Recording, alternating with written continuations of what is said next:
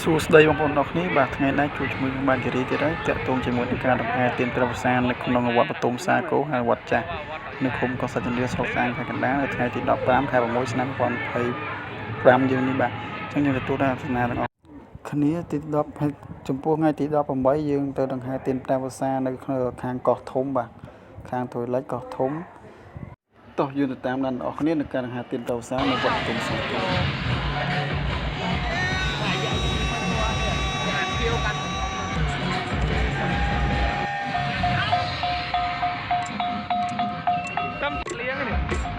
Nơi tình ngọt riêng à? Mẹ này đi xa riêng. Bỏ riêng quá không vậy.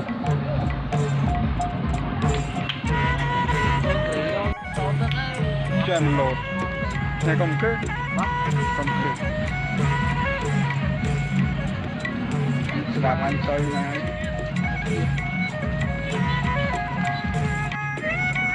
Quay mai tên nhưng mà tên.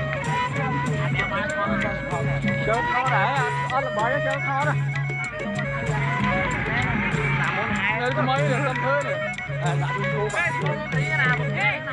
Đúng không?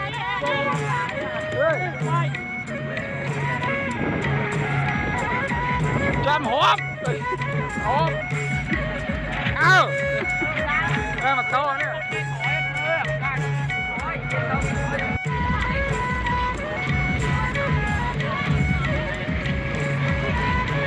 Đây đi chào con nè. Đây đi chào con nè.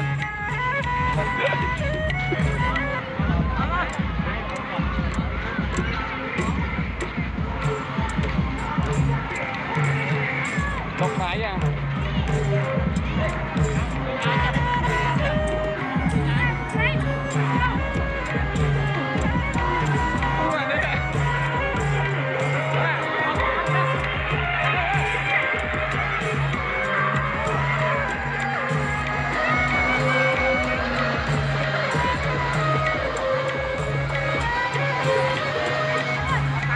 Một cái chừng đây hướng là suốt làm ăn đó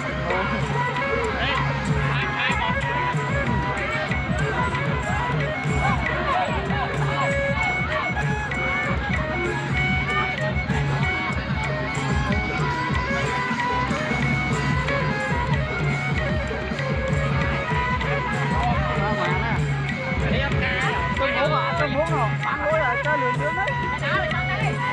Nó đang hơi dưới này. Làm gì nè, tự làm gì. Tụi mình một chạy luôn đó. Cho vô anh đi, cho đi. Cho xài cô. Đi phải đi, có bó bia. Cái là có bó bia. À, đi. À, đây.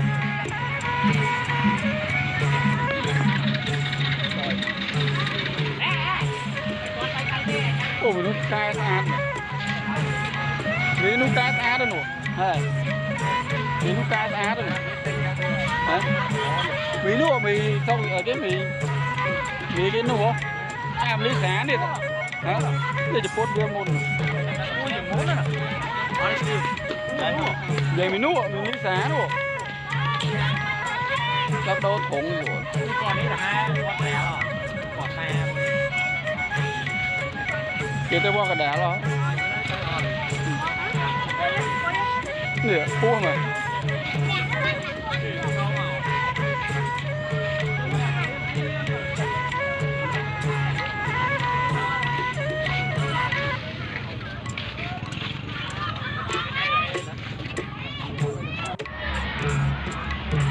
À, khli đi mà khli. Chơi mình nắng.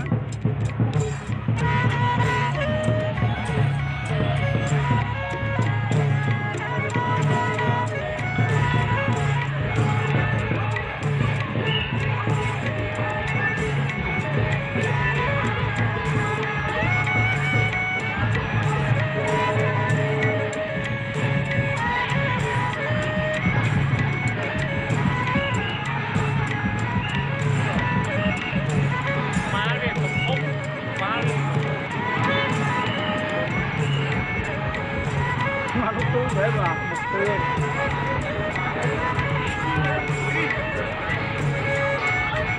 Quất hồi xa nè. Năng rồi. Vô vào quất hồi xa.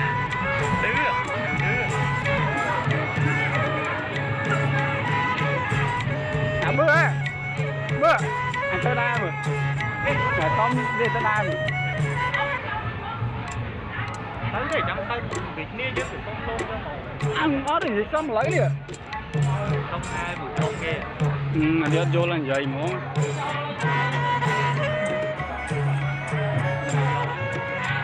đi men một quá lắm rồi một quá lắm